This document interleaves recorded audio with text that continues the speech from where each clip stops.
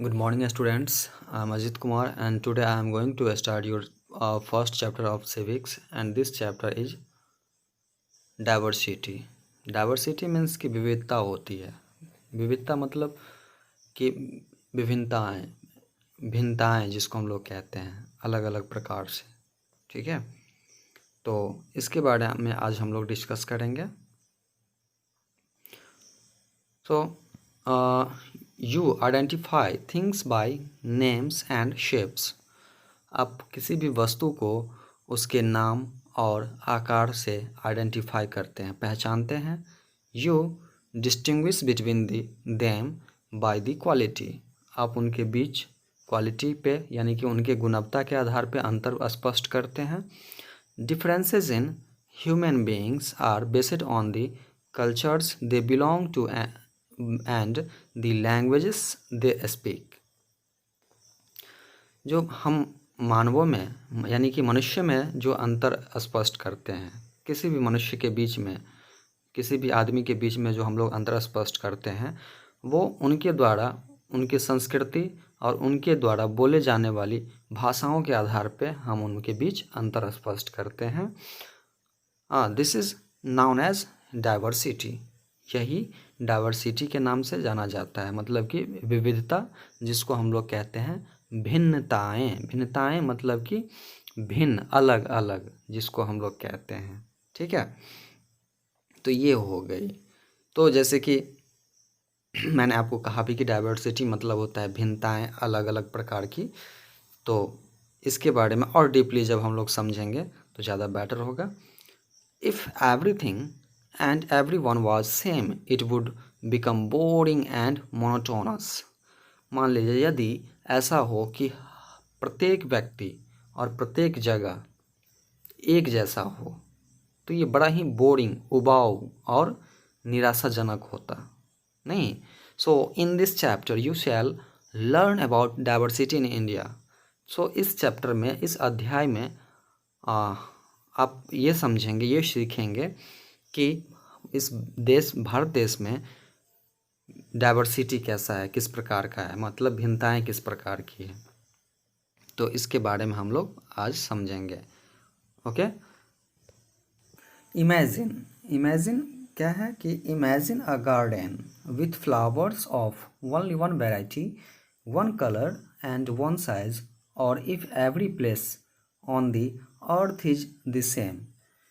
कल्पना कीजिए, आप अपने अंदर में सोचिए, अपने आप में, कि किसी गार्डन में, बगीचा में सभी फ्लावर, जितने भी फूलें हैं और जितनी भी कलर्स है या उनकी साइज है, सभी एक जैसा हो. If every place on the earth is same, यदि अर्थ पे हर जगह एक जैसा हो. Would you like it? क्या आप इसे पसंद करते? Variety and change are two important aspect of life. बच्चों, आप इस चीज़ को नहीं लाइक करते.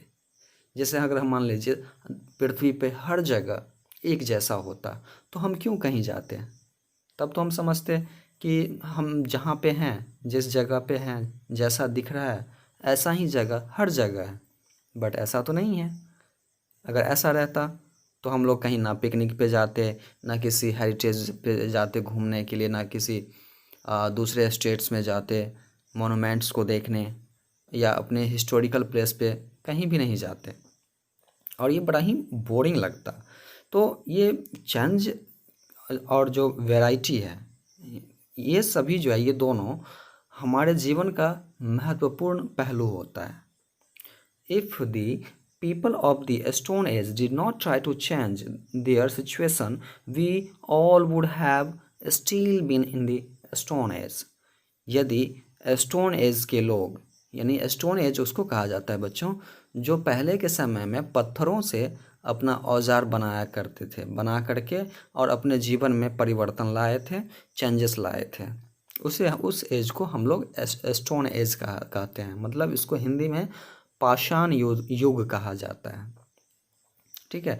तो अगर मान लीजिए उस समय के स्टोन एज के लोग अगर कोशिश नहीं करते अपने स्थिति में सुधार लाने की, तो शायद हम लोग अभी भी स्टोन एज में ही रहते हैं. everyone needs a change and improvement from what is available or existing. किनके पास क्या है, क्या मौजूद है, ठीक है, वो हर व्यक्ति चाहते हैं, हर व्यक्ति को आवश्यकता है कि उसमें परिवर्तन और प्रगति यानी कि विकास और प्रगति लावे. Growth and progress happens as we human being wish to find new things.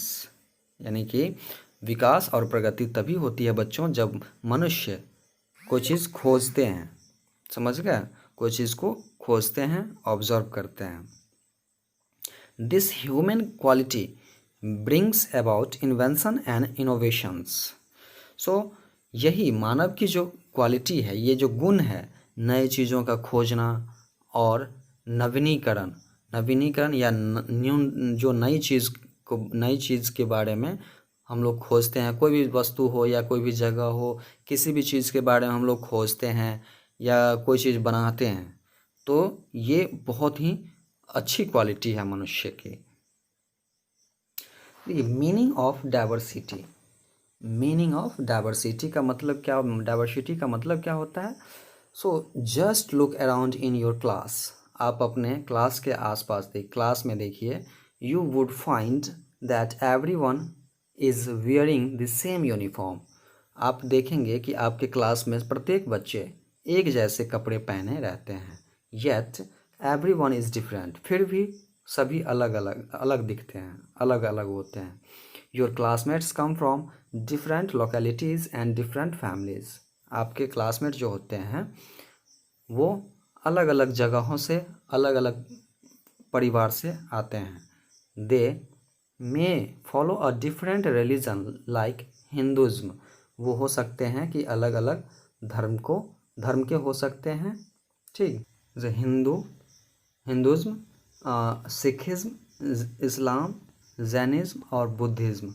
Some come from the hill regions और from the plains of north India और from the southern parts of India. इसमें से ऐसे भी हो सकते हैं कि कोई हिंदू हो, कोई सिख हो, कोई इस्लाम धर्म के हो, कोई जैनिज़्म धर्म के हो या फिर कोई बुद्धिज़्म धर्म के हो. और इसमें से कुछ ऐसे भी हो सकते हैं जो पहाड़ी क्षेत्रों से आते हों या फिर नॉर्थ इंडियन प्लेन की तरफ से आते हो या फिर साउथर्न पार्ट्स यानी कि दक्षिणी हिस्से से आते हों.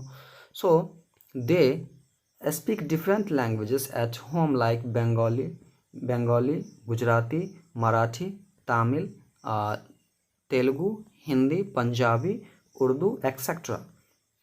तो ये हो सकता है कि वो सभी बच्चे अलग अलग प्रकार की भाषाएं बोलती हो, जैसे बंगाली हो गया, गुजराती, मराठी, तमिल, तेलुगु, हिंदी, पंजाबी, उर्दू, कोई भी प्रकार की भाषा जो उनके घरों में बोली जाती है. So this difference is called diversity. यही अंतर जो है, यही भिन्नताएं डाइवर्सिटी कहलाती है. यूनिटी मतलब होता है एकता. Although the students are from diverse backgrounds, yet they are your friends and you all study together. You study together as members of one section of class 6. हालांकि सभी बच्चे, जितने भी विद्यार्थी होते हैं, वो अलग अलग डाइवर्स बैकग्राउंड से होते हैं, अलग अलग पृष्ठभूमि से होते हैं, लेकिन फिर भी आप सभी दोस्त होते हैं और एक साथ पढ़ते हैं, एक ही सेक्शन कक्षा यानी कि क्लास 6 के एक ही सेक्शन में पढ़ते हैं. You are classmates, you study and play together, you have debates and competitions against other sections as one united team. फिर भी आप सभी क्या होते हैं, एक क्लासमेट होते हैं, ठीक है. एक साथ पढ़ते हैं, एक साथ खेलते हैं, एक साथ बातचीत करते हैं, कंपटीशंस करते हैं दूसरे सेक्शंस के बच्चों से, और एक यूनाइटेड टीम बना करके एक टीम हो करके आप लोग दूसरे टीम के साथ कंपटीशन करते हैं उसके अगेंस्ट में. Thus you are united together as one even while you all are from diverse backgrounds। सभी बच्चे अलग अलग पृष्ठभूमि के, अलग अलग जगहों के होते हुए भी सभी बच्चे एक होते हैं, सभी में एकता होती है, एक साथ मिल के रहते हैं। ठीक है। So in a nutshell this is what unity in diversity means. तो संक्षेप में अगर इसको इन अ नटशेल मतलब संक्षेप में कहा जाए तो ये क्या है? ये है यूनिटी इन डाइवर्सिटी, यानी कि विविधता में एकता। विविधता मतलब क्या? अलग अलग होते हुए भी यूनिटी है, एकता है। So we shall study more about this letter in this chapter. इस लेटर के बारे में हम लोग और अधिक जानकारी प्राप्त करेंगे इस अध्याय में। रीज़न ऑफ डाइवर्सिटी यानी कि विविधताओं का कारण। ट्रेडिशन, फर्स्ट है ट्रेडिशन, इसको हम लोग कहते हैं परंपरा, जिसको रिवाज भी कहते हैं, रीति रिवाज। Human beings prefer to live in groups, मानव एक समूह में रहना पसंद करते हैं। Look at your own house, आप अपने घर को देखिए। You live with your family, the family may be part of a joint family, आप एक परिवार में रहते हैं। ये हो सकता है कि आपका परिवार जॉइंट परिवार हो, जैसे कि आपके पापा या आपके अंकल और सभी लोग एक साथ रहते हों, ये हो सकता है। The family lives in a house, the house in a colony, the colony in a locality and the locality in a district, the district in a state, the state in a country. आपका परिवार एक घर में रहते हैं और वो घर किसी कॉलोनी में है, और वो कॉलोनी कहाँ? किसी एक लोकेलिटी, एक जगह पे है, किसी जगह पे, खास जगह पे है। और वो लोकेलिटी कहाँ पर है? तो किसी एक डिस्ट्रिक्ट में है, किसी भी डिस्ट्रिक्ट में। जैसे मान लीजिए मैं ही हूँ, तो मेरा डिस्ट्रिक्ट में, मैं अपने डिस्ट्रिक्ट में हूँ, मेरा घर दरभंगा डिस्ट्रिक्ट में है। तो ऐसे एक एग्जाम्पल मैंने दिया है। और ये डिस्ट्रिक्ट क्या कहाँ पे है? तो एक स्टेट के अंदर आती है, जो बिहार स्टेट में है। और ये स्टेट किसी कंट्री में है, किसी कंट्री के अंदर में है, जैसे इंडिया के अंदर में है। समझ गए? So at every level the people around you make a difference to how you live, यानी कि प्रत्येक लेवल पे, प्रत्येक स्तर पे अगर आप देखें तो लोग अलग अलग तरीक़ों से रहते हैं, जैसे कि आप रहते हैं। For example, your parents teach you what to eat, how to eat, what to wear, how to pray, what to do and what not to do inside the house and outside the house. जैसे उदाहरण के तौर पे देखिए, आपके parents आपको सिखाते हैं कि कैसे खाना चाहिए, ठीक, कैसे क्या खाना चाहिए, कैसे खाना चाहिए, क्या पहनना चाहिए, कैसे प्रार्थना करना चाहिए, क्या करना चाहिए, क्या नहीं करना चाहिए, क्या घर के बाहर कैसे रहना चाहिए, घर के अंदर कैसे रहना चाहिए और घर के बाहर कैसे रहना चाहिए। तो सभी आपके पेरेंट्स सिखाते हैं। ये एक परंपरा है, एक रीति रिवाज चले आ रहा है लंबे समय से। समझ गए? So they learn this things from their parents and the elders around them. तो उन्होंने, यानी कि आपके पेरेंट्स या हमारे पेरेंट्स, उन्होंने अपने पेरेंट्स से सीखा, अपने माता पिता से सीखा, अपने बड़े बुजुर्गों से सीखा। समझ गए? और वो चीज़ें वो हमें सिखाते हैं। This is what builds traditions and trend. और ये क्या करती है? तो रिवाज़ों यानी कि परंपराओं और ट्रेंड्स, ठीक है, प्रवृत्तियों का निर्माण करती है। ये ऐसे ही हमेशा चलते रहेगा। हम जो सीखे हैं फिर वो आने वाले पीढ़ी में दूसरे बच्चे सीखेंगे, भावी पीढ़ी के बच्चे आके सीखेंगे। तो ऐसे ही हम लोग एक दूसरे को सिखाते रहते हैं। अब है रीजनल डिफरेंसेस। रीजनल डिफरेंसेस क्या होता है? मतलब कि क्षेत्रीय अंतर। क्षेत्र के आधार पे भी अंतर होता है कि जो लोग जिस क्षेत्र में रहते हैं, जिस जगह पे रहते हैं, उसके अनुसार वो पहनते हैं, खाते हैं, रहते हैं। So what clothes we wear and how we wear them are also influenced by what people around us wear. हम लोग क्या पहनते हैं, कैसे पहनते हैं, कौन से कपड़े पहनते हैं, ये उससे भी प्रभावित होती है कि हमारे आसपास के लोग क्या पहनते हैं। ठीक है। In some regions the man wear turbans, in some caps and in some they may wear lungis और धोतीज। किसी किसी क्षेत्र में, कुछ क्षेत्रों में ऐसे भी होते हैं जो लोग जैसे कि टर्बन्स पहनते हैं यानी कि पगड़ियाँ पहनते हैं, और कुछ में जैसे कि कैप पहनते हैं, टोपियाँ पहनते हैं, और कुछ में जैसे लुंगी और धोती ये सभी पहनते हैं। Most of our dresses and food habits have come from our ancestors.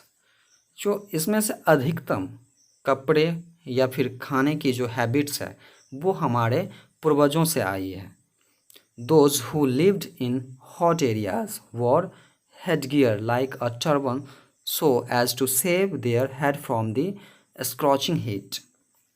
जो अधिकांश गर्म वाले क्षेत्र में रहते हैं यानी कि गर्मी वाले भाग में रहते हैं जहाँ पे ज़्यादा गर्मी पड़ती है, वहाँ के लोग अपने सिर में जैसे कि पगड़ियाँ पहनते हैं ताकि वो चिलचिलाती धूपों से अपने आप को सेव कर सके, अपने सिर को बचा सके। समझ गए। And those who lived in similarly the people who lived in areas which get lot of rain wear clothes which are normally kept knee length so that they do not get wet when walking through waterlogged area, rice field, etc.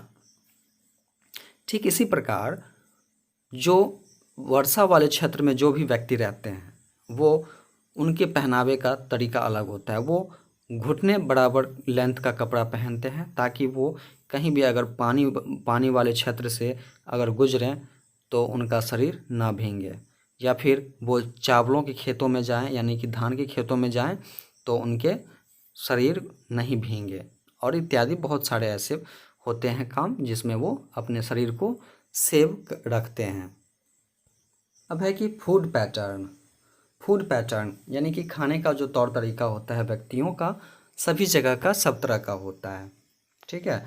तो the availability of food in a particular region also set a pattern of food preferences. जो किसी particular जगह की, किसी खास जगह पर भोजन की जो अवेलेबिलिटी होती है यानी कि उपलब्धता जो होती है वो उसके रीजन के बेसिस पे सेट होता है, उसका पैटर्न होता है। जैसे कि the plains of Punjab use to grow more wheat so people ate more chapatis which are made of wheat. जैसे कि एक जो लोग प्लेन्स में रहते हैं, प्लेन्स पर रहते हैं यानी कि जैसे कि पंजाब हो गया, तो वहाँ के लोग ज़्यादातर गेहूँ उपजाते हैं और वे लोग चपाती खाते हैं जो गेहूँ का बना होता है। Those in area which grow rice like Andhra Pradesh. जैसे कि और वैसे व्यक्ति जो आंध्र प्रदेश के होते हैं तो वहाँ के लोग चावल ज़्यादा उपजाते हैं। Tamil Nadu, west Bengal etcetera become rice eaters. और ये जैसे कि आंध्र प्रदेश हो गया या तमिलनाडु या वेस्ट बंगाल, ये सभी यहाँ के लोग ज़्यादातर राइस खाते हैं यानी कि चावल खाते हैं। Those who stayed in dry regions like Rajasthan where grains like bajra was grown started eating this on basic food। और जो मान लीजिए सूखे जगहों पे रहते हैं जहाँ पे पानी की कमी होती है जैसे कि राजस्थान हो गया, तो वहाँ पे ज़्यादातर क्या बाजरा उपजाई जाती है और वहाँ के लोग वो बाजरा ही खाते हैं, वो वहाँ की वो बेसिक फूड है। And those close to seas and rivers started eating fish, and others who did not have much of agricultural production around them become more and more meat eaters। और वैसे व्यक्ति जो समुद्रों के किनारे रहते हैं, सागरों के किनारे रहते हैं या नदियों के किनारे रहते हैं, वे लोग अधिकतम फिश खाते हैं, मछलियाँ खाते हैं, और जो क्या है other who did not have much of agriculture, और जिनके पास अधिकतम खेती नहीं होती है, यानी कि कृषि नहीं होती है, वो लोग क्या करते हैं, अधिक से अधिक मीट वगैरह खाते हैं। समझ गए। With the passing of time such dresses and food, समय के साथ यानी कि जो बीतते समय के साथ कपड़े और भोजन जो है बीतते समय pattern became traditions which relate to people from a region or religion। तो ये जो ड्रेस है यानी कि बीतते समय के साथ साथ जैसे ड्रेसेस हो गए, कपड़े हो गए या खाने हो गए, इनके पैटर्न एक तरह का ट्रेडिशंस बन गया, यानी कि परंपरा बन गया, जो व्यक्तियों से रिलेटेड होता है, चाहे वो किसी क्षेत्र के हो या किसी धर्म के हो, विशेष करके ऐसे व्यक्तियों से। अब है क्या, अब है रिलीजियस बिलीफ, यानी कि जो धार्मिक विश्वास होती है, एक लोगों की अपनी अपनी मान्यता होती है। Religion over a period has been a big binding force among people. एक समय में धार्मिक विश्वास लोगों में एक बहुत ही बाध्यकारी शक्ति रही, यानी कि बहुत ही बाधाएं उत्पन्न की। समझ गया। जैसे कि different people believe in different forms of God, अलग अलग व्यक्ति अलग अलग भगवान के यानी कि भगवान के अलग अलग रूपों में विश्वास करते हैं। They have different faiths and follow different rituals and costumes. वे उन लोगों का विश्वास अपना अपना होता है, अलग अलग होता है, और वो अलग अलग रीति रिवाजों और अनुष्ठानों को फॉलो करते हैं। They have different patterns of prayers and all this leads them to be living different ways of life। उनका जो अलग अलग पैटर्न होता है प्रेयर करने का, प्रार्थना करने का, अपने भगवान को प्रसन्न करने के लिए अलग अलग वे होता है, और ये क्या करता है, उनके जीवन जीने के तरीके को अलग करता है, यानी कि एकदम से डिफरेंट बना देता है, अलग तरीके का बना देता है। समझ गया। अलग बना देता है एक तरह से। जैसे कि the Hindus go to temples, जैसे कि हिंदू मंदिरों में जाते हैं। The Sikhs go to gurdwaras, जैसे सिख जो होते हैं वो लोग गुरुद्वारा में जाते हैं। The Muslims go to mosques, जैसे मुसलमान वो जाते हैं मस्जिदों में जाते हैं। And the Christians go to churches, तो और जो क्रिश्चियन होते हैं वे लोग चर्च में जाते हैं। तो इस तरह से ये जो एक धार्मिक विश्वास है ये लोगों का जीने का तरीका अलग अलग बना दिया है उन्होंने। ये चीज़ ऐसा है कि लोगों का रहने का, पहनने का, खाने पीने का तौर तरीका सबको अलग कर दिया है। डाइवर्सिटी इन इंडिया, देखिए भारत में डाइवर्सिटी का कैरेक्टरिस्टिक्स कैसा है, मतलब कि इनकी जो गुण है, इनका जो चरित्र है वो कैसा है। ठीक है, तो the regional differences have brought about many peculiar characteristics in the diversity we see every day around us। क्षेत्रीय भिन्नता ने हमारे आसपास के हर दिन देखने वाली विविधता में कई अजीबोगरीब विशेषताएं ला दी है।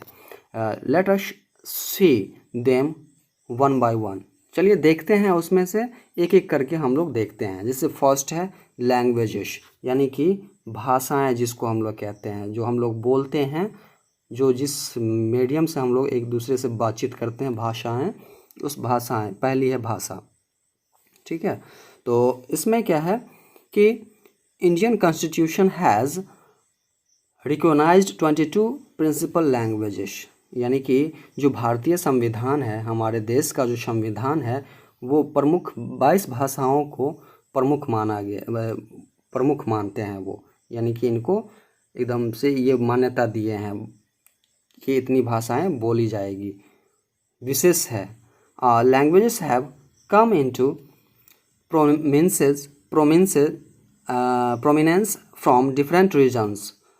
People in different parts of India speak different languages like Punjabi in Punjab, Bengali in West Bengal, Tamil in Tamil Nadu, Telugu in Andhra Pradesh, Kannada in Karnataka, Malayalam in Kerala, Marathi in Maharashtra, Hindi in most part of central India including Madhya Pradesh, Uttar Pradesh, Uttar Pradesh, and Haryana and so on. ठीक है, तो ये जो हमारे देश में जो अलग अलग क्षेत्र जो हैं, डिफरेंट रीजन, अब उसका अपना एक प्रमुख भाषा है। जैसे कि इंडिया के ऐसे बहुत सारे, इंडिया में 28 स्टेट्स हैं, तो सभी स्टेट्स में अलग अलग भाषाएं बोली जाती हैं। जैसे कि पंजाब में क्या बोला जाता है, पंजाबी बोला जाता है। बंगाली वेस्ट बंगाल में, तमिल लैंग्वेज तमिलनाडु में, तेलुगु आंध्र प्रदेश में, कन्नड़ कर्नाटका में, और मलयालम केरल में, मराठी महाराष्ट्र में बोला जाता है। और हिंदी जो है बच्चों, ये हिंदी ये क्या कहता है कि most part of central India including Madhya Pradesh, Uttar Pradesh, Haryana and so on. और हिंदी जो है अधिकतम, यानी कि अधिकतम से अधिकतम मध्य भारत में बोली जाती है। ये भाषाएं ऐसी है, ये मतलब ये भाषा, हिंदी भाषा ऐसी है जो भारत के अधिकतम हिस्सों में ये भाषाएं बोली जाती है। While the scripts of different languages remain the same, they are spoken in different forms in different regions. For example, the Punjabi spoken in Amritsar region of Punjab is quite different than the Punjabi in Firozpur region. बच्चों, जबकि क्या होता है कि script जो होता है वो अलग अलग भाषाओं के सेम होते हैं।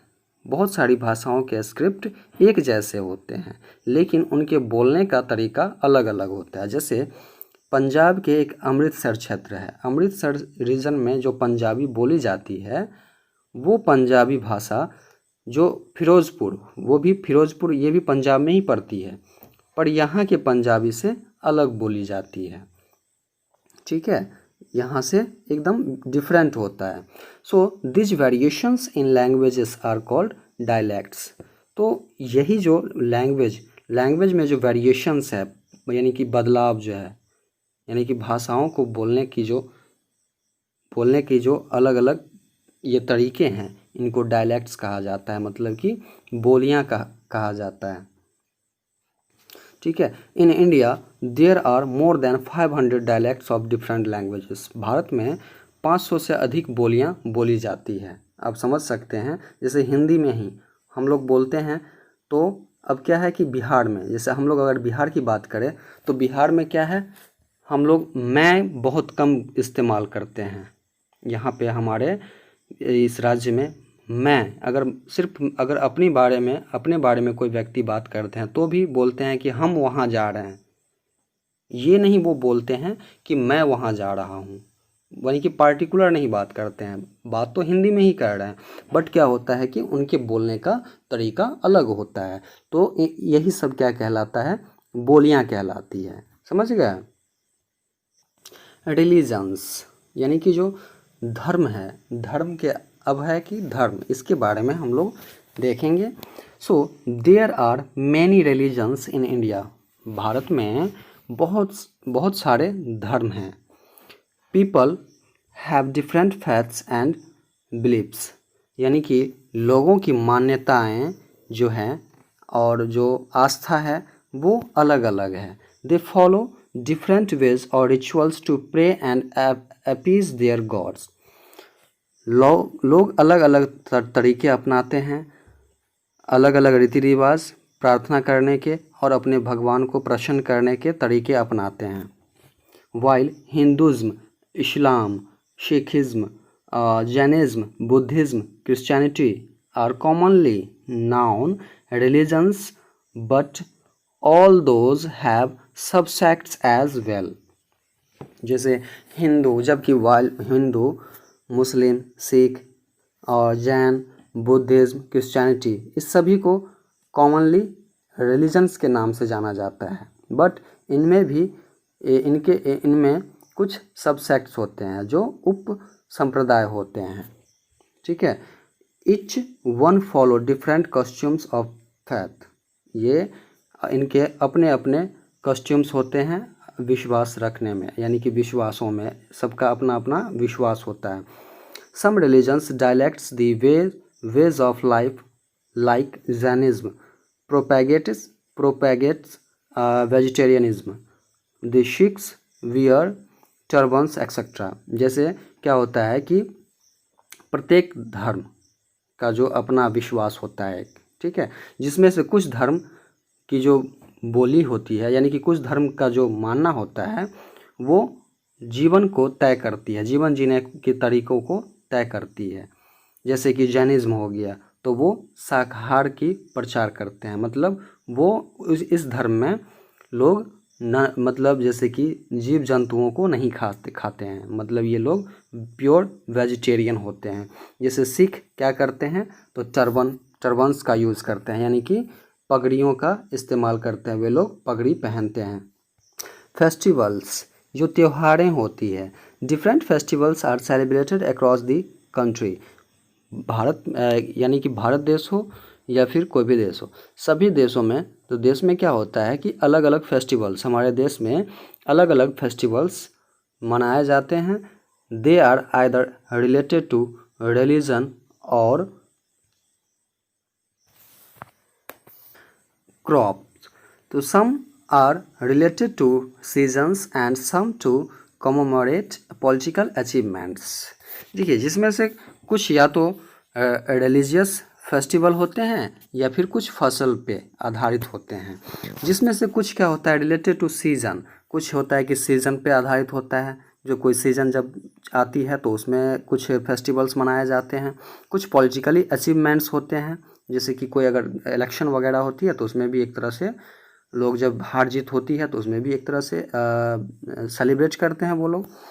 तो let us see them one by one.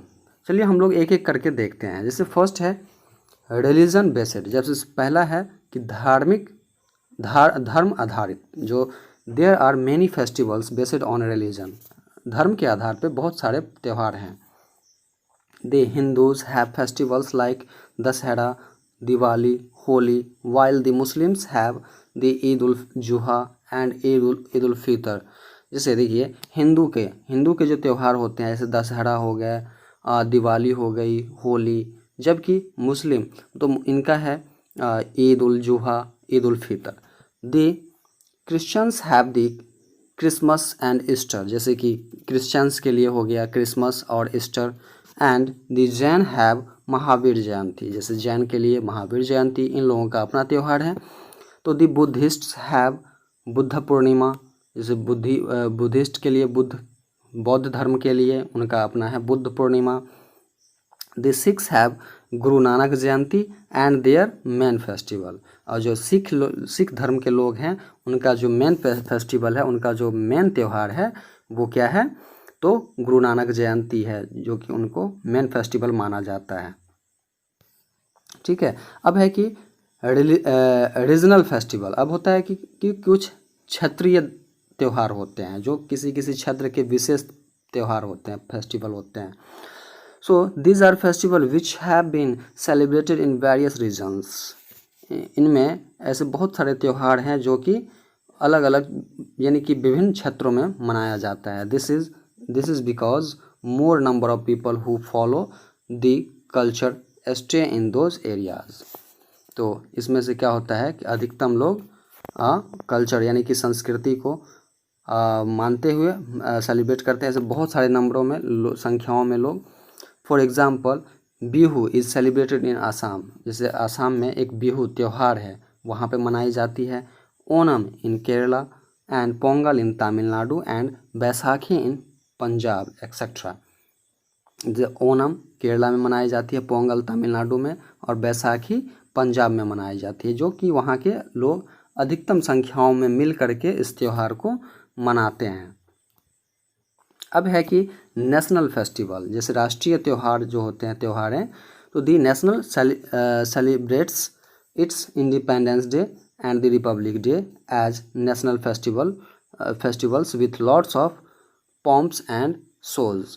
तो जो राष्ट्रीय त्यौहार होते हैं, जो राष्ट्रीय त्यौहार जैसे कि इंडिपेंडेंस डे और रिपब्लिक डे हो गए, ये सभी राष्ट्रीय त्यौहार हो गए, जो कि एकदम बहुत ही बड़ी धूमधाम से हर्षोल्लास के साथ इसको मनाया जाता है।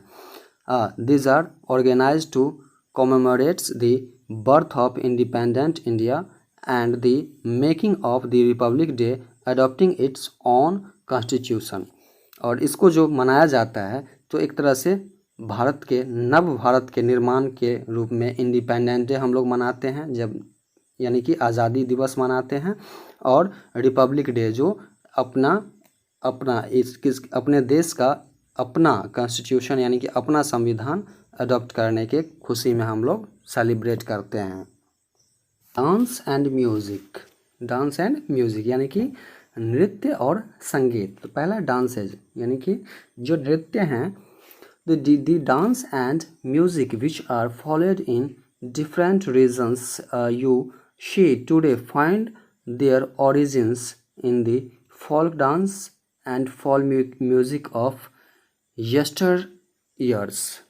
विभिन्न क्षेत्रों में आपने देखा होगा कि जो लोक नृत्य होते हैं यानी कि फोल्क डांस जो होते हैं, या फिर वहाँ की जो फोल्क सॉन्ग होते हैं, म्यूज़िक होते हैं यानी कि लोक संगीत होते हैं, वो अपने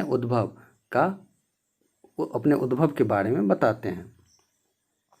most music and dance forms were originally performed in temples and were connected to the epics which are depicted in different forms of expressions।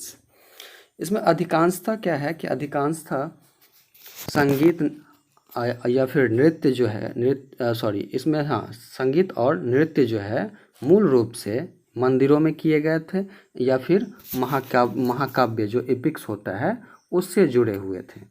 ठीक है, जुड़े हुए थे। Some are also related to other ceremonies like marriage, child birth etcetera.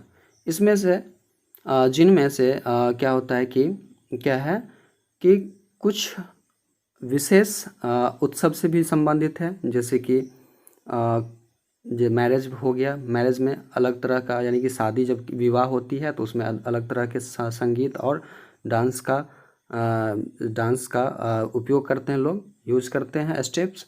और जैसे child birth होता है, अगर प्रसव होती है, किसी बच्चे का जन्म होता है, तो उसमें संगीत का एक अपना अलग पैटर्न है। समझ गया।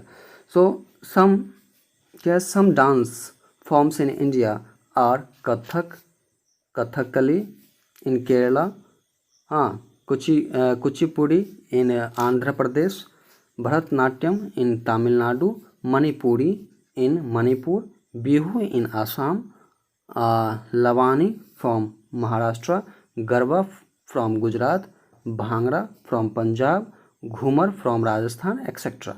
तो इसमें से कुछ डांस फॉर्म है इंडिया का, जैसे कथक हो गया, कथकली जो केरला का हो गया। ठीक है, और उसके बाद जैसे कि कुचिपुड़ी हो गया, जैसे आंध्र प्रदेश का, भरतनाट्यम हो गया तमिलनाडु का, मणिपुरी हो गया मणिपुर का, बिहू आसाम का, लवानी महाराष्ट्र में, गरबा गुजरात में, भांगड़ा पंजाब का है, जैसे घूमर राजस्थान में। ये सभी अब डांस का एक फॉर्म है जो कि वहाँ पे इस तरह का डांस किया जाता है, वो जो एक नाम दे दिया गया है वहाँ के डांस के या संगीत के। म्यूज़िक, तो जैसे संगीत हो गया, तो क्या है, the musical patterns are also varied, यानी कि जो संगीत का जो पैटर्न है वो भी विविध है, वो भी अलग अलग है। The Carnatic music finds its root in the southern parts of India. जो कर्नाटक का जो म्यूज़िक है, वहाँ का जो संगीत है, इसका जड़ कहाँ से शुरू हुआ था, तो साउथर्न पार्ट्स यानी कि दक्षिणी भाग से, भारत के दक्षिणी भाग से। Whereas the Hindustani music find its origin in the northern part of India, जबकि वहीं उसी जगह हिंदुस्तानी म्यूज़िक जो है इसका ओरिजिन नॉर्थर्न यानी कि उत्तरी भाग, दक्षिण यानी कि भारत के उत्तरी भाग से शुरुआत इसकी हुई थी। So there are many local forms and variations in different parts of India। तो भारत में जो है अलग अलग लोकल फॉर्म्स हैं और इनकी विविधताएं यानी वेरिएशन जो है अलग अलग है डिफरेंट पार्ट्स का, यानी कि अब सभी पार्ट्स का अपना अपना है। अब जैसे कि है एक है ड्रेस के बारे में देखिए।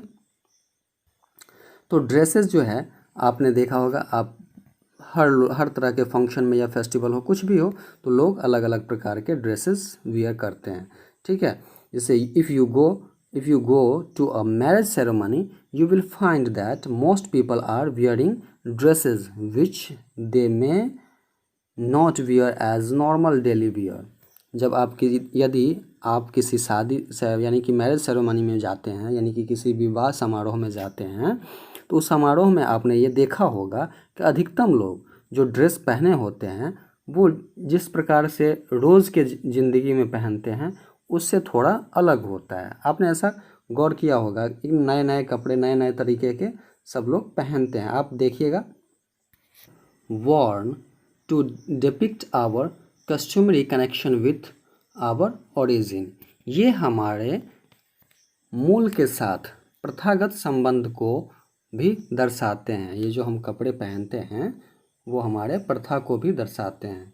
ठीक है, the major different forms of dresses which can be related to regions are salwar kameez in Punjab, ghagra kachli in Rajasthan, lehenga choli in Gujarat, lungi in south India, kurta pyjama in central Asia, dhoti kurta in West Bengal and north eastern part of the country. जैसे इसमें अधिकतम जो विभिन्नताएं हैं, यानी कि विभिन्न प्रकार के जो ड्रेस के फॉर्म्स है वो रीजन पे भी आधारित होता है, यानी कि क्षेत्र से भी जुड़ी हुई होती है। जैसे कि सलवार कमीज पंजाब में पहनी जाती है, घाघरा कचली जो राजस्थान की हो गई, लहंगा चोली जो गुजरात में पहनी जाती है, लुंगी जो साउथ इंडिया में पहनी जाती है, कुर्ता पैजामा सेंट्रल एशिया में, मध्य सेंट्रल इंडिया में, और धोती कुर्ता जो वेस्ट बंगाल में, और नॉर्थ ईस्टर्न पार्ट जो है जैसे कि यानी कि उत्तर पूर्वोत्तर भाग जो है वो उसमें वहाँ पहनी जाती है। So many variations of the same dress can be found in different parts of the country. और ऐसे बहुत सारे विभिन्न प्रकार के जो ड्रेस पहनने का जो तरीका है या ड्रेस है वो एक ऐसा भी है कि अधिकतम भागों में एक जैसे पहनते हैं। ठीक है, जैसे the sari is worn in more than 10 different styles in different parts of the country and so is the धोती। तो जैसे कि देश में ऐसे साड़ी को 10 से अधिक तरीक़ों से पहनी जाती है, उसी प्रकार से धोती को भी जिस महिलाएं पहनती है साड़ियाँ, तो उनके पहनने का अपना अपना तौर तरीका होता है। तो बहुत प्रकार से वो लोग पहनती हैं।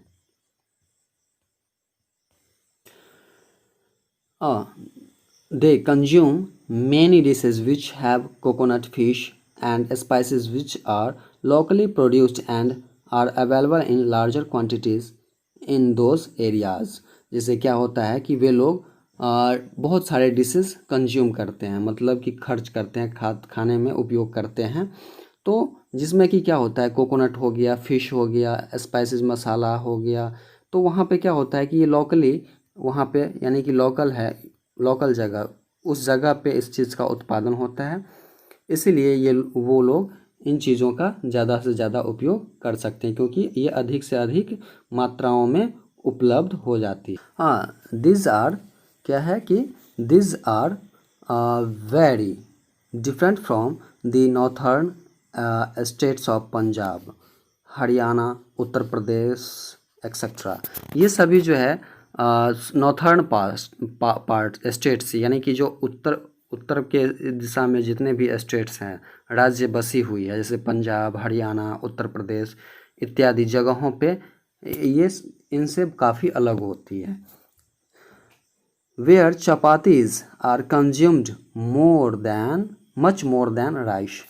वहाँ पे क्या होता है कि जैसे पंजाब, हरियाणा, यहाँ सब पे क्या होता है कि अधिकतम से अधिकतम चावल के जगह चपाती का उपयोग किया जाता है। जैसे coconut is not a commonly used ingredient in their foods and many more varieties of pulses, यानी कि जिसको हम लोग दाल कहते हैं, are consumed which are grown locally। तो क्या होता है कि जैसे कोकोनट यहाँ पे कॉमनली यानी कि आसानी से नहीं मिलती है, यहाँ पे उपयोग नहीं की जाती है, यानी कि अपने भोजन के रूप में। और जो जैसे कि यहाँ लेकिन and many more varieties of pulses dals, यहाँ पे अधिक से अधिक वैरायटी का दाल उपयोग किया जाता है, कंज्यूम होता है, खर्च होता है, क्योंकि यहाँ पे ये चीज़ लोकल जगह पे यहाँ पे उपजाया जाता है, इसीलिए इन चीज़ों का उपयोग होता है। जबकि नारियल वगैरह का उपयोग नहीं हो पाता है, क्योंकि ये चीज़ आसानी से नहीं मिलती है। समझ गए? तो अब क्या है कि जैसे also the variety of vegetables is different in different regions. अब जैसे कि यह भी है कि सब्जियों का प्रकार, जो वैरायटी होती है, वो अलग अलग क्षेत्रों में अलग अलग प्रकार की होती है। सभी जगहों पे सब तरह की सब्जियां उगती है, वहाँ पे मिलेगी आपको। आर्ट्स एंड पेंटिंग्स, देखिए आर्ट्स एंड पेंटिंग में क्या है कि इसमें क्या है कि जो विभिन्न क्षेत्र हैं उनका अपना अपना आर्ट और अपना अपना पेंटिंग होता है। ठीक है। The arts and paintings of people vary with the region, यानी कि जो आर्ट्स और पेंटिंग का जो पेंटिंग है वो रीजन के अनुसार अलग होता है, बदलता है। Since the surroundings flora and fauna are different, so are the motifs and themes. देखिए क्या होता है कि चूँकि सराउंडिंग्स जो है, जैसे कि सराउंडिंग में क्या होता है कि वनस्पति और जीव अलग अलग प्रकार के पाए जाते हैं। तो उनका जो रूपांकन होता है, यानी कि कोई भी जो वो कलाकारी करते हैं, चित्र बनाते हैं, तो उनका अलग रूपांकन होता है और उनका अपना एक अलग थीम्स होता है। ठीक है। तो दी choice of colour is also different, उनके जो रंगों का पसंद होता है वो भी अलग प्रकार के होते हैं। इन राजस्थान, जैसे कि राजस्थान में there is tendency of using peacock blue and such colours. तो राजस्थान में वहाँ की प्रवृत्ति है कि वहाँ पे राजस्थान में आपको मोर ज़्यादा पाए जाते हैं, तो मोर का कलर ब्लू है, तो वहाँ पे नीले रंग का कलर उपयोग करना वहाँ की प्रवृत्ति है।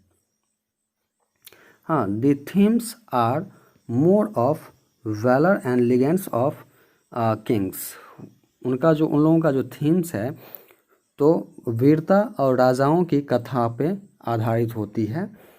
हाँ, they are centred around places, novels, wars, common motifs are elephants, camels etcetera. उनका जो थीम्स होता है तो वो तो होता ही है, जैसे कि वीरता या फिर राजाओं के कथाओं पे आधारित होती है।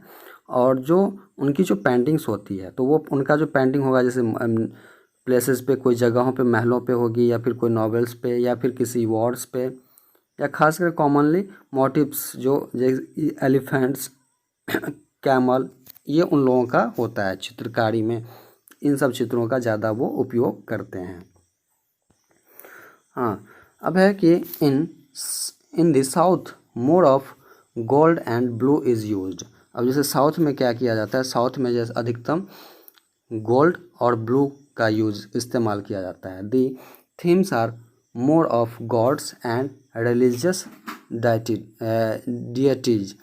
जो वहाँ की जो थीम होती है वो यानी कि भगवान, और जैसे धार्मिक भगवान होते हैं वो होते हैं, वो उनका चित्र ज़्यादा बनाते हैं वे लोग। The cow which is considered a holy animal is a prominently used motive. वहाँ देखिए क्या होता है कि जैसे गाय क्या है, गाय को आप जानते हैं सभी, तो गाय को एक जो है पवित्र जानवर माना जाता है। समझ गए? उसको एक होली एनिमल के रूप में प्रोमिनेंटली यूज किया जाता है, उपयोग किया जाता है। ठीक। तो in the north east the colour preferred are red and black. जो नॉर्थ ईस्ट पार्ट है, यानी कि उत्तर पूर्व भाग है, हाँ, वहाँ पे जो कलर उपयोग किया जाता है कोई भी रूपांकन करने में, कोई भी कलाकारी चित्रकारी करने में, वो रेड और ब्लैक का उपयोग किया जाता है। जैसे rivers, hills, tea gardens are common themes. वहाँ की जो थीम है यानी कि नॉर्थ ईस्ट पार्ट का, तो जब चित्र बनाते हैं तो वे लोग रिवर, हिल्स, टी गार्डन्स, ये ये सब थीम उनका कॉमन है, इसका उपयोग वो लोग ज़्यादा करते हैं। जैसे spears and boats are commonly used motifs, जैसे वो अपने चित्रकारी में जैसे भाले और ढाल, बोट्स यानी कि नावों का उपयोग ज़्यादा करते हैं, मतलब उन सब का चित्र वो लोग ज़्यादा बनाते हैं, वहाँ का ये कॉमन चीज़ है। टी जिसको हम लोग कहते हैं एकता, ठीक। तो in the preceding paragraphs you would have realised how diverse cultures exist in various parts of the country. देखिए, आपको पिछले पैराग्राफ तक में जितना भी आपने पढ़ा तो उससे आपको रियलाइज़ हुआ होगा, समझ में आया होगा कि जो डाइवर्स कल्चर है यानी कि विविध कल्चर जो है वो देश के अलग अलग हिस्सों में यानी कि अलग अलग हिस्सों में एग्जिस्ट है, यानी कि मौजूद है, विविधताएं भिन्नताएं जो है वो मौजूद है। But you would be amazed that India is famous in the world for the unity in its diversity. पर ये आज जान करके आप एकदम से आपको एक अमेजिंग लगेगा कि फिर भी भारत एक ऐसा देश है, फेमस देश है पूरे दुनिया में, ठीक, कि इनकी यूनिटी जो है, डाइवर्सिटी में जो यूनिटी है यानी कि विविधता में एकता है, ये पूरे दुनिया में प्रसिद्ध है। ये चीज़ आपको मानना होगा, ठीक है। आपको देखिए इसमें क्या है, डू यू नो में जैसे it was Pandit Jawaharlal Nehru the first prime minister of independent India who coined the phrase unity in diversity. जो भारत के प्रथम प्राइम मिनिस्टर यानी कि बने थे जो इंडिपेंडेंट भारत के यानी आज़ाद भारत के, उन्होंने कहा था, उन्होंने एक फ्रेज दिया था कि यूनिटी इन डाइवर्सिटी यानी कि एक विविधता में एकता, यानी कि भिन्न होते हुए भी लोग एक होके रहते हैं। ये बहुत ही अच्छी बात है और होना भी चाहिए।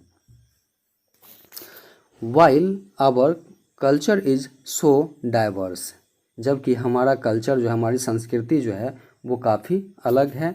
It has many common features, इसका जो है बहुत कॉमन फीचर्स है, विशेषताएं हैं। Let us look at a few examples, चलिए हम लोग कुछ एग्जाम्पल्स देखते हैं, ठीक, तो ज़्यादा समझ में आएगा। जैसे Rama and Krishna are two gods whose epics of Ramayan and Mahabharata have deep roots in the whole of India. देखिए, राम और कृष्ण दो गॉड हैं, दो भगवान हैं।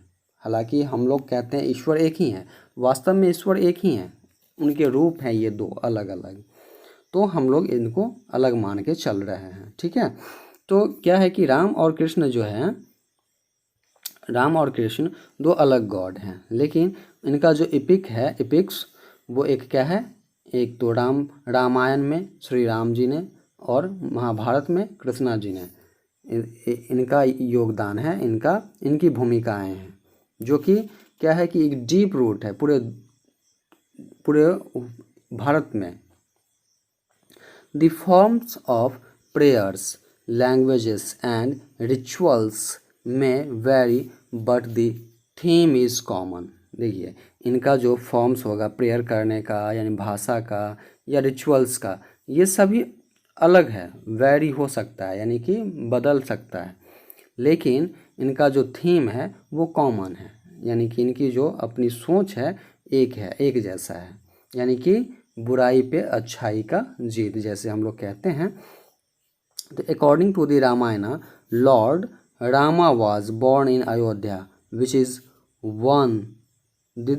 Is on the banks of Ganga in Uttar Pradesh. देखिए, जो रामायण के अनुसार जो भगवान राम, उनका जन्म अयोध्या में हुआ था, ठीक है, जो गंगा नदी के किनारे है, जो कि उत्तर प्रदेश में है।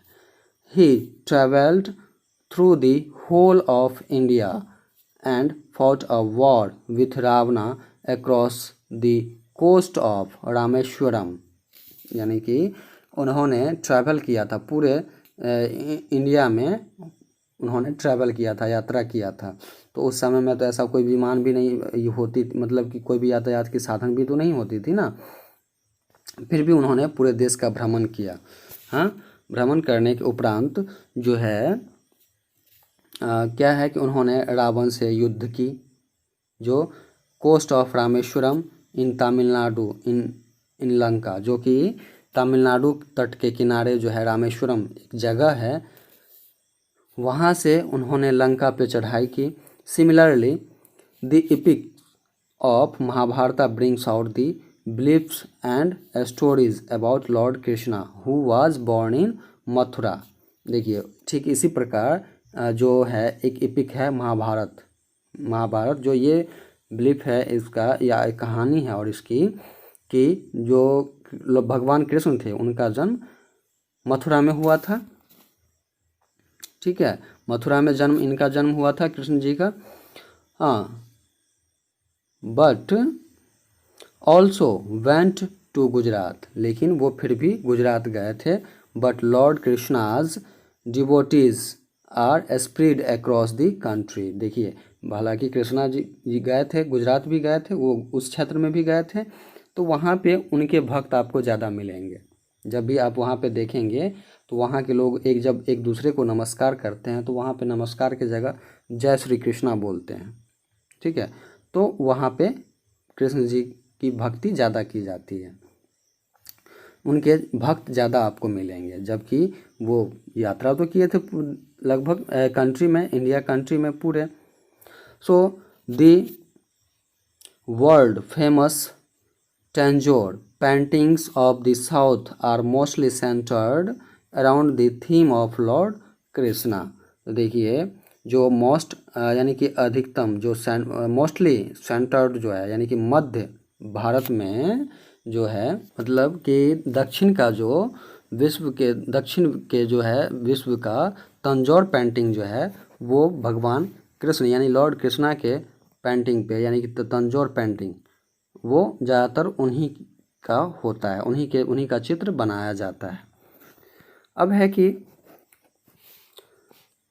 Shiva a famous god of the Hindus, जो कि हिंदुओं का प्रसिद्ध भगवान है, has followers from Kashmir to Kanyakumari. People believe that lord Shiva's abode is in the Himalayas and the famous shrine of Amarnath attracts pilgrims from across India। देखिए, भगवान शिव, उनके फॉलोअर्स कश्मीर से लेके कन्याकुमारी तक हैं। लोगों का मानना है कि वे हिमालय में निवास करते हैं, हिमालय पे। ठीक है, और जो उनका जो अमरनाथ और वो फेमस श्राइन जो अमरनाथ है, अमरनाथ जहाँ पे लोग यात्रा करते हैं, उनका भगवान शिव का दर्शन करने जाते हैं, तो वो यात्रियों के लिए, यानी कि तीर्थ यात्रियों को वो काफ़ी आकर्षित भी करते हैं। देखिए, the Buddhist temples in Gaya are common places of pilgrimage for all Hindus and is not limited to the बुद्धिस्ट्स।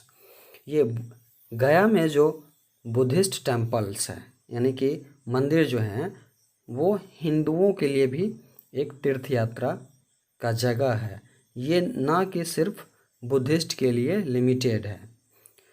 The Jain temples of Dilwara in Rajasthan also attracts a lot of pilgrimage from people of other faiths. जो Jain temple है दिलवाड़ा, राजस्थान में का एक जगह है, वहाँ पे भी ये तीर्थ यात्रियों को, जो जितने भी हैं, जो लोग विश्वास भरोसा रखते हैं भगवान में, वो वहाँ पे जाते हैं तीर्थ यात्रा करने। The Sufi cents of India have contributed a lot towards uniting the bonds between different cultures and religions of India। देखिए, भारत के जो सूफी संत थे, उन्होंने भी भारत के विभिन्न संस्कृतियों और क्षेत्रों के बीच जो है उनके संबंधों को एकजुट करने में उन्होंने अपना बहुत बड़ा योगदान दिया। ठीक है, Muslim places of pilgrimage like the Dargah of Hazrat Khwaja Moinuddin Chishti at Ajmer। देखिए जो मुस्लिम के लिए जो है पिलग्रिमेज यानी कि तीर्थ यात्रा का जो जगह है, जैसे दरगाह ऑफ हज़रत ख्वाजा मोइनुद्दीन चिश्ती जो कि अजमेर में है, ठीक, ये यहाँ पे भी लोग तीर्थ यात्रा करने लोग आते हैं, ठीक ना। दरगाह of Hazrat Nizamuddin Auliya in Delhi and that of Haji Ali in Mumbai are places of pilgrimage for people of all faiths in India। जो भारत में जितने भी तीर्थ यात्री हैं वो इन जगहों पे तीर्थ यात्रा करने जाते हैं, जैसे दरगाह ऑफ हज़रत निज़ामुद्दीन औलिया जो कि दिल्ली में है, हाजी अली जो कि मुंबई में है, इन सब जगहों पे लोग जाते हैं अपना तीर्थ यात्रा करने, ठीक है। The gurdwaras are also visited by people of different religions. जो गुरुद्वारा है यहाँ पे अलग अलग धर्मों के लोग भी जाते हैं। द फेमस गुरु का लंगर और common kitchen system serves food to everyone irrespective of their religion. वहाँ का एक चीज़ बड़ा फेमस होता है, जैसे गुरु का लंगर, यानी कि जिसको लंगर मतलब होता है भंडारा जो होती है, वहाँ का कॉमन किचन सिस्टम है। वहाँ जो भी व्यक्ति जाते हैं वो वहाँ का भंडारा करते हैं, मतलब कि खाना खाते हैं।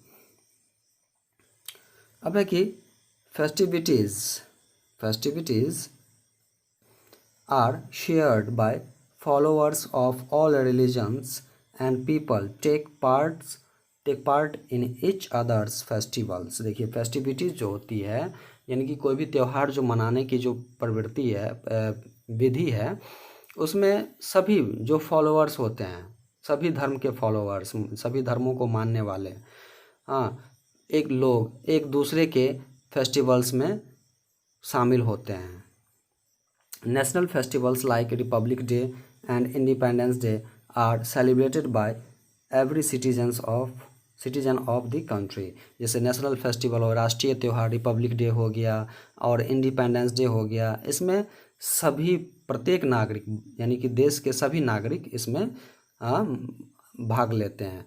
This are perfect examples of unity in diversity. अब देखिए इससे ज़्यादा अच्छा एग्जाम्पल क्या हो सकता है यूनिटी इन डाइवर्सिटी का, मतलब कि लोग अलग धर्म के होते हुए, अलग जात के होते हुए, अलग रंग के होते हुए, अलग पहनावे ओढ़ावे, अलग भाषाओं के लोग होते हुए भी देखिएगा कि नेशनल फेस्टिवल जैसे रिपब्लिक डे हुआ या इंडिपेंडेंस डे हुआ, इन सभी में क्या होता है कि सब लोग एक साथ रहते हैं। तो इसे ही हम लोग कहते हैं कि यूनिटी इन डाइवर्सिटी। समझ गए? तो अब जैसे कि है the national unity is clearly visible during sports events where the spectators cheers the Indian team without any bias of caste और रिलीजन्स ऑफ प्लेयर्स। देखिए ये यूनिटी आपको, नेशनल यूनिटी आपको पूरे क्लियरली दिखाई पड़ेगी जब कोई भी स्पोर्ट्स होती है, जब भी कोई खेल होता है, गेम खेला जाता है, जैसे चाहे वो क्रिकेट हो या हॉकी हो, तो उसमें आप देखेंगे कि जैसे इंडियन टीम में कौन से खिलाड़ी किस कास्ट के हैं, किस धर्म के हैं, वो उसमें कोई भी व्यक्ति इस चीज़ पे ध्यान नहीं देते हैं। बस उनके मन में यही जिज्ञासा होती है कि हमारा देश जीते, वो हमारे देश के लिए खेल रहे हैं।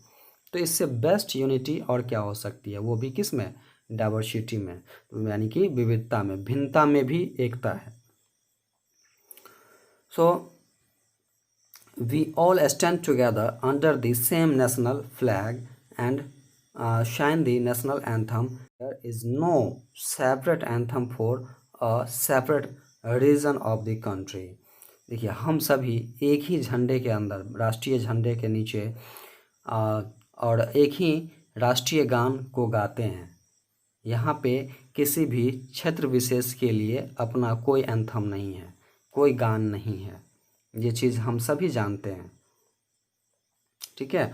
तो all the above aspects show how people of our country unite together and live in harmony despite the differences in their cultures। तो देखिए जितने भी ऊपर में हम लोगों ने पढ़ा विविधताओं के बारे में जानकारी प्राप्त की हम लोगों ने, तो इससे हमें ये पता चला कि कैसे हमारे देश के लोग एक दूसरे के साथ शांतिपूर्वक रहते हैं, यूनिटी बन के एकजुट हो करके रहते हैं, अलग अलग कल्चर अलग अलग संस्कृति के लोग होते हुए भी। समझ गए? तो इस चीज़ को हमें भी समझना होगा। Our country is thus famous in the world for its cohesive spirit and unity। देखिए इसीलिए हमारा देश जो है पूरे दुनिया में पूरे विश्व में एकजुट भावना और एकता के लिए प्रसिद्ध हैं। ठीक है, अब ये लेट्स चेक ये सब आप लोगों के लिए है। जैसे नेम 2 एपिक्स ऑफ इंडिया, वो पता है आपको, रामायण और महाभारत, ये 2 हो सकता है आराम से। ठीक, आप लिख सकते हैं इसका आंसर। तो मैंने आपको चैप्टर को एक्सप्लेन किया है, तो इसमें आप इस चीज़ का आंसर आप खुद से करेंगे। ठीक है, तो मैं आगे का एक्सप्लेनेशन कर देता हूँ। ठीक है, तो आपने बच्चों एक गाना सुना होगा जिसमें क्या कहता है, सारे जहाँ से अच्छा हिंदुस्तान हमारा। एक सॉन्ग है जो कि is written by a poet called Mohammad Iqbal के द्वारा लिखा गया था। It is a patriotic song which inspired people from all walks of life during the independence struggle against the British। जब हमारे देश के लोग जब ब्रिटिश शासकों से लड़ रहे थे जिस समय में, ठीक है, जब लड़ रहे थे, तो ये एक तरह का ये हमारे देश का एक गीत है जो लोगों को आज़ादी के समय जब आज़ादी के लिए चल पड़े थे तो उनके संघर्ष के दौरान ये गाना लिखा गया था। ठीक है, तो एक इसमें और भी एक है कि मिले सुर मेरा तुम्हारा तो सुर बने हमारा। मतलब अगर मेरा और आपका सुर मिले तो वो हमारा हो जाएगा, ना कि सिर्फ मेरा रहेगा। ये भी है, is an Indian song promoting national integration and unity in diversity. ये भी हमारा भारतीय सॉन्ग है, हमारे देश का गीत है जो कि नेशनल इंटीग्रेशन को और यूनिटी इन डाइवर्सिटी को क्या करता है, रिप्रेजेंट करता है। ठीक, यानी विविधताओं में भी जो एकता होती है या फिर नेशनल इंटीग्रेशन होती है उस चीज़ को क्या करती है, शो करती है। So it refers to diversity coming together in unity for better development of the country.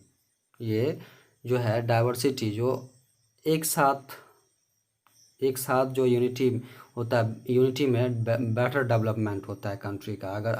अगर आप हम मिल के अगर रहें, चाहे भले ही वो हम लोग अलग कास्ट या अलग रिलीजन के हो सकते हैं, लेकिन अगर हम लोग चलते हैं एक साथ, अगर एकजुट होकर रहेंगे, मिलजुल के रहेंगे, तो इससे हमारे देश का भविष्य ज़्यादा अच्छा होगा, हमारा देश डेवलप करेगा।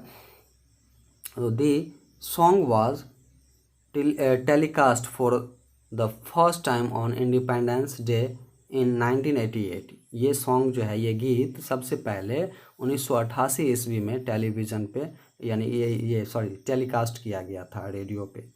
समझ गए? यानी कि इसमें बहुत अच्छी सेंटेंस है, मिले सुर मेरा तुम्हारा तो सुर बने हमारा।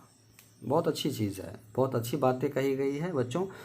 तो आप अभी स्टूडेंट हैं, आपका ये सीखने का समय है। आप सीखेंगे तो आप भी आगे इस ज्ञान की प्रचार कर सकते हैं, लोगों की समझ को बढ़ा सकते हैं, उनमें एकता की प्रचार कर सकते हैं। देखिए बच्चों, अब है कि केस स्टडी। तो हम लोग जानेंगे केरला और लद्दाख के बारे में। ठीक है, तो केरला क्या है कि केरला का हम लोग लोकेशन और उसका ज्योग्राफिकल फीचर्स जानेंगे, यानी कि भौगोलिक विशेषताएं जो होती है उसके बारे में हम लोग समझेंगे। ठीक है, तो केरला क्या है, Kerala is a state on the south western part of India. ये केरला जो है साउथ वेस्टर्न यानी कि उत्तर पश्चिम दक्षिण पश्चिम भाग में स्थित है, भारत के दक्षिण पश्चिम भाग में स्थित है। It has the Arabian sea on the west and has hills of the western Ghat on its east. और इसमें जो है अरेबियन सी भी आता है इसके, और जैसे कि पहाड़ी क्षेत्र हो गया और पश्चिमी घाट जो है ये सभी केरला में आते हैं। ठीक है। The land has many rivers and rivulets. यहाँ पे इस धरती पे यानी केरला के राज्य में काफ़ी सारी नदियाँ बहती हैं। The area is close to the equator and gets lots of rain. Humidity level is generally high throughout the year. ये एरिया जो है इक्वेटर के काफ़ी नज़दीक है, इसीलिए यहाँ पे वर्षा अधिक मात्रा में होती है। और यहाँ की ह्यूमिडिटी जो होती है सामान्यतः सालों साल ज़्यादा हाई होती है।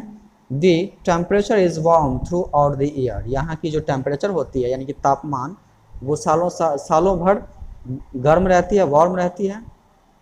अब है एग्रीकल्चरल प्रोडक्शन यानी कि कृषि उत्पादन जो होती है। This area produces many types of spices like pepper, cardamom, etc. Tea, coffee, rubber, coconut and rice are also produced in large quantities here. यहाँ पे जो खेती होती है तो यहाँ की अधिकतम जो है स्पाइसेस होती है यहाँ पे। ठीक, स्पाइसेस लाइक जैसे पीपर होता है, कार्डामोम होता है इत्यादि। इसके अलावा भी जैसे tea, coffee, rubber, coconut, rice, इन सभी का उत्पादन अधिक मात्रा में की जाती है। ठीक है। अब है कि ट्रेड एंड कॉमर्स। ठीक है, व्यापार और वाणिज्य। तो व्यापार और वाणिज्य में क्या होता है बच्चों कि from early times when international explorer identify sea routes, जब जो इंटरनेशनल यानी अंतर्राष्ट्रीय खोजकर्ता जो थे यानी कि दूसरे देश के खोजकर्ता, जब उन्होंने समुद्री रास्ता ढूंढ लिया routes, they landed in this region of India. तो वो क्या किए, फिर वो भारत उसी रास्ते से भारत पहुंच गया समुद्री रास्ते से। एंड स्टार्टेड ट्रेडिंग, और उन्होंने अपने व्यापार को शुरू कर लिया। Vasco da Gama Portuguese explorer discovered the route. जो वास्को डी गामा थे, पुर्तगाल के एक्सप्लोरर थे, वो डिस्कवर्ड किए थे route to India and landed his ship at Calicut in the year 1498। यानी कि जो पुर्तगाल के जो एक्सप्लोरर वास्को डी गामा थे, उन्होंने जब रास्ता खोजा इंडिया पहुंचने का, इंडिया के लिए, तो अपने शिप को यानी कि जहाज़ को कैलिकट तक लाए थे 1498 में पहली बार। The famous Arab traveller Ibn Battuta also visited this region nearly 700 years ago. जो एक अरब के ट्रैवलर थे, यात्री थे, जो 700 साल पहले इस रीजन में विजिट किए थे, आए थे, उनका नाम है इब्न बटूटा। ठीक है। Traders from as far as Europe, Africa, यानी कि जो व्यापारी लोग थे वो बहुत ही दूर दूर के व्यापारी सब थे, जैसे कि यूरोप के साथ साथ जैसे Africa, Arab and China came here for trade. ये सभी देश यहाँ पे अपना व्यापार करने के लिए आए। They traded mostly in spices here. वो अपने यहाँ का वस्तु जो है अधिक से अधिक यहाँ पे वो उसका व्यापार किए। ठीक। अब है कि रिलीजन्स जो होता है बच्चों धर्म, जिसको हम लोग कहते हैं धर्म। तो दी अराइवल क्या था, the arrival of traders here brought in their religions and hence Christianity and Islam spread in India along with the Hindus religion which already existed from earlier times। तो जो व्यापारों का जो अराइवल हुआ यानी कि जब व्यापार लोग यहाँ पे भारत जब पहुँचे तो उसमें बहुत तरह के धर्म के लोग थे जो कि व्यापार करते करते इसी देश में बस गए। तो इससे भी हमारे देश में धर्म का जो है बढ़ोतरी हुआ। और इसके अलावा जो हिंदू धर्म थे वो पहले से ही हमारे देश में मौजूद थे। अब है कि food, the people of this region have different food habits. यहाँ के व्यक्तियों को, लोगों का जो खाने की जो हैबिट्स है वो अलग अलग भिन्न भिन्न प्रकार के होते हैं। They prefer to eat spicy dishes. वो लोग स्पाइसी यानी मसालेदार डिशेज खाना प्रीफर करते हैं। यानी कि वो लोग चावल भी खाते हैं। Coconut is used in most dishes in different forms. ये वो लोग कोकोनट का उपयोग अलग अलग प्रकार के डिशेज में अलग अलग तरीक़ों से यूज़ करते हैं। Coconut oil is also use in cooking. जैसे वहाँ पे खाना पकाने के लिए नारियल के तेल का उपयोग किया जाता है। They eat fish as it is easily available since it is a coastal area. देखिए, चूँकि ये जगह जो है तटीय क्षेत्र है। तटीय क्षेत्र मतलब क्या, समुद्र के किनारे स्थित है, इसलिए यहाँ पे फिशिंग ज़्यादा होती है, यानी कि मछली का कारोबार जो होता है वो ज़्यादा होता है। तो यहाँ के लोग अधिक से अधिक मछली खाते हैं। अब है कि फेस्टिवल जो त्योहारें होती है, the people here celebrate many festivals. यहाँ के लोग बहुत प्रकार के त्योहारें मनाते हैं। Onam is a major festival. यहाँ का ओणम जो है यहाँ का सबसे बड़ा त्यौहार है। This famous boat race is held during the festivities. यानी कि जब ओणम जो है यहाँ का सबसे बड़ा त्यौहार है ही। इसके अलावा जैसे एक प्रसिद्ध है बोट रेस जो हेल्ड किया जाता है फेस्टिविटीज़ के दौरान, इसको रिप्रेजेंट किया जाता है, जिसमें नौका दौड़ हम लोग जिसको कहते हैं नौका दौड़। इसमें कुछ लोग जो है नौका पे सवार होके, यानी कि अलग अलग नौका पे एक दूसरे से रेस लगाते हैं नदियों में। अब देखिए कि ये लद्दाख पहले तो था कि जम्मू कश्मीर का एक पार्ट था, तो इसमें अब जब बंटवारा हुआ है तो ये यूटी के अंतर्गत आता है। अब ये लद्दाख जो है यूनियन टेरिटोरीज में आ गया अब, ठीक है। तो इसका लोकेशन और जोग्राफिकल फीचर्स कैसा है, यानी कि इसका स्थान और जो है भौगोलिक विशेषताएं वो। तो Ladakh is located in the north eastern part of the state of Jammu and Kashmir. ये जम्मू एंड कश्मीर के उत्तर पूर्व दिशा में स्थित है ये राज्य। ये लद्दाख, ये राज्य तो अब नहीं रहा, यूटी रहा। तो the area has high mountains around it. इसके आसपास जो है बहुत ऊंचे पहाड़ हैं। It gets very less rainfall and is also called the cold desert of India. चूँकि यहाँ पे बहुत कम वर्षा होती है, ठीक, इसीलिए, और इसको जो है कोल्ड डिज़र्ट भी कहा जाता है भारत का। It has a few reverse following through it including the Indus river. Indus river जो है यहाँ से बहती है, लेकिन यहाँ पे बहुत कम ही मात्रा में, बहुत कम ही संख्या में नदियाँ यहाँ से बहती है। It remains covered in snow most time of the years. यहाँ पे जो है यहाँ की जगह लगभग अधिकतर जो है बर्फ़ों से ढका हुआ ही रहता है, क्योंकि यहाँ पे बर्फ़बारी ज़्यादा होती है, स्नोफॉल ज़्यादा होती है। Very little availability of water and the soil is Rocky. यहाँ पे जो है कम मात्रा में पानी मिलेगी आपको, और यहाँ की जो मिट्टी होती है वो रॉकी होती है, यानी कि चट्टान प्रकार का होता है। It has less oxygen as it is high up in the mountains. Because यहाँ पे ये जो है ये क्षेत्र काफ़ी ऊंचे जगहों पे है, ऊंचे स्थान पे है, इसीलिए यहाँ पे कम मात्रा में आपको ऑक्सीजन मिलेगी। Therefore agriculture is very poor. यहाँ का जो एग्रीकल्चर है यानी कि कृषि है वो बहुत ही कम होती है यहाँ पे। Only some shrubs, grasses and some fruit trees grow here. यहाँ पे कुछ झाड़ियाँ, घासें या फिर फल के पेड़ ही लगते हैं। Mostly people rear sheep and yak. यहाँ पे अधिक लोग शिप और याक यानी कि भेड़ और याक पालते हैं, ठीक है। अब है कि ट्रेड एंड कॉमर्स यानी कि व्यापार और वाणिज्य। तो this region falls on the route to Tibet and China. ये रीजन जो है, ये क्षेत्र, ये तिब्बत और चाइना से मिला हुआ है, यानी कि उस रूट से मिलती है। So many passes exist between the mountains which were used by traders to travel। तो यहाँ की जो अधिकतम रास्ता है, यानी कि जाने आने का, यात्रा करने के लिए जो जगह है, रास्ता है, वो पहाड़ी क्षेत्रों से गुजरा है, क्योंकि जो ट्रेडर्स है वो ट्रैवल करते हैं इसी रास्ते से। Ladakh is famous for the wool of the ship. ये यहाँ लद्दाख जो है शिप के ऊल के लिए प्रसिद्ध है, मतलब कि ऊन के लिए प्रसिद्ध माना जाता है। Good quality pashmina wool is taken from sheep which is use to make world famous shawls. यहाँ दुनिया का सबसे प्रसिद्ध शॉल बनाने के लिए एक अच्छे क्वालिटी की जो पश्मीना ऊल होती है, ऊन, उसका उपयोग किया जाता है।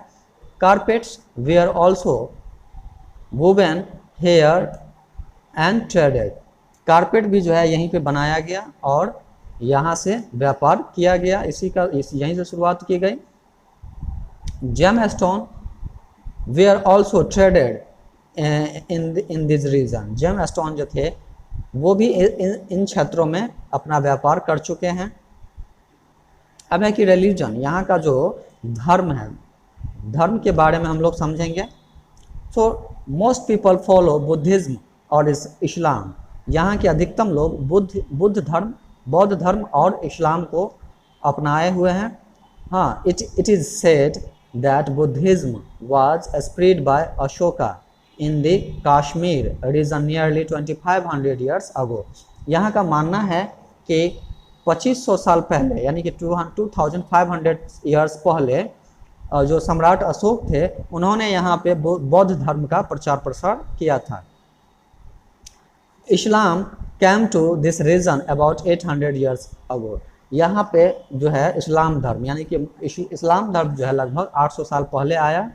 It is said that Buddhism spread to Tibet through this region of India. Buddhism जो ये कहा जाता है यहाँ पे कि जो बुद्धिज्म धर्म है वो तिब्बत से यहाँ पे आके फैली भारत तक। This area has many Buddhist monasteries and is also called mini Tibet. इस एरिया में अधिक से अधिक आपको बुद्धिस्ट मोनास्ट्रीज आपको मिलेंगे, इसलिए इसे मिनी तिब्बत भी कहा जाता है। बच्चों, अब है कि फूड, यहाँ की जो खाना होती है यानी कि भोजन होती है वो किस प्रकार की होती है। तो since there is very little of agriculture produce in this area, तो बच्चों यहाँ पे चूँकि कम मात्रा में कृषि होती है, तो the people keep goats, sheep, cow and yak. तो वो लोग क्या करते हैं कि लोग वहाँ के लद्दाख के लोग जैसे कि बकरियाँ, भेड़, गाय और याक को पालते हैं, रखते हैं। People traditionally live on meat and milk which they get from this animals. तो वो लोग क्या करते हैं, जब कोई त्यौहार होती है तो त्योहारों में इन्हीं जानवरों का मीट और दूध का उपयोग करते हैं वे लोग। अब है कि festivals, so Losar, Phyang and Hemis are famous festivals of Ladakh. ये सभी जो है लद्दाख का बहुत ही प्रसिद्ध त्यौहार मानी जाती है। As the climate is very cold, most of the festivities are in the months of June to September. तो यहाँ का चूँकि क्लाइमेट जो है बहुत ही क्या है कि ठंड है, इसलिए यहाँ की अधिकतम त्योहारें जून से लेकर सितंबर तक में मनाई जाती है। समझ गए? इसलिए so in this case study you have studied how different these two regions are geographically and culturally, but both these regions are part of India। देखिए इस स्टडी में आपने पढ़ा दो जगहों के बारे में, एक केरल के बारे में, दूसरा लद्दाख के बारे में। दोनों अलग अलग हैं बट जैसे कि जोग्राफिकली भी अलग है और कल्चरली भी अलग है, लेकिन दोनों ही भारत का हिस्सा है। This is fine example of diversity in India. ये भारत में डाइवर्सिटी का एक बहुत ही अच्छा एक उदाहरण है। With the passage of time people from different parts of India have moved and settled elsewhere and our societies have now got a healthy mix of people from different backgrounds and cultures. तो बीते समय के साथ लोग एक जगह से दूसरे जगह मूव किए भारत देश में, हमारे देश में, और कहीं से कहीं जाके सेटल हो गए और अपना एक सोसाइटी बना लिए, एक अच्छा हेल्दी सोसाइटी, और उसमें मिक्स हो गए लोगों के बीच में, चाहे वो उनका बैकग्राउंड कैसा भी हो, चाहे वो अमीर हो या गरीब हो, कैसे भी हो, या उनका कल्चर कैसा भी हो, सब तरह से मिक्स हो गए। They live together, celebrate together and help each other in difficult times. वो एक साथ रहने लग गए, एक दूसरे के साथ त्योहारें मनाने लग गए, और मुसीबत के समय एक दूसरे को मदद भी करते हैं। तो बच्चों, इससे ज़्यादा बेस्ट एग्जाम्पल क्या होगा डाइवर्सिटी का, कि अलग धर्म के रहते हुए भी, अलग जात पात के रहते हुए भी, अलग कल्चर के रहते हुए भी जो है लोग मिलजुल के रहते हैं।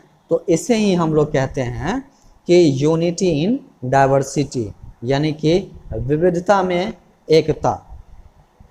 तो उम्मीद करता हूं बच्चों कि आपको ये चैप्टर अच्छे से समझ में आ गया होगा। तो इसका जो क्वेश्चन आंसर है वो इस वीडियो के लिंक डिस्क्रिप्शंस में आपको मिल जाएंगे, वहां से आप इसका आंसर शीट डाउनलोड करके आप अपने फेयर नोटबुक को कंप्लीट कर लेंगे। That's all.